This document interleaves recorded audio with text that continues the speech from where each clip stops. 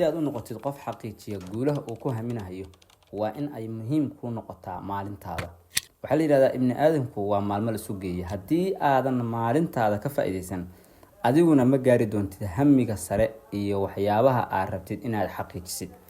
Si aad u noqotid qof guuleysta ah, waa in maalintaada aadan 4 shay gorgortan ka gelin. Inaad cibaadadaada sare u qaadid maalintii waa in aadan wax gorgortan ka gelin. Ha ahaato inaad salaadaha masaajid ku tukatid, ha ahaato inaad quraan akhrisatid, ha ahaato inaad adkaar la timaadid. Si kasta oo aad u cibaadeysan kartid in aad maalintii cibaadadaada wax ku dirtid, waa inaad wax gorgortan ka gelin. Caafimaadkaaga in aad maalintii jimicsi samaysid, in aad cabtid biyo kugu filan, in aad cuntid cunto nafaqo leh, waa in ayana aadan wax gorgortan ka gelin. Cilmigaaga in aad maalin kasta wax un siyaasatid, ha ahaato course aad baranaysid, ha ahaato kitaabo cilmiga diiniga akhrisanaysid, ha ahaato buug aad akhrisanaysid, ha ahaato koorso kale aad qaadanaysid, ha ahaato xirfad kale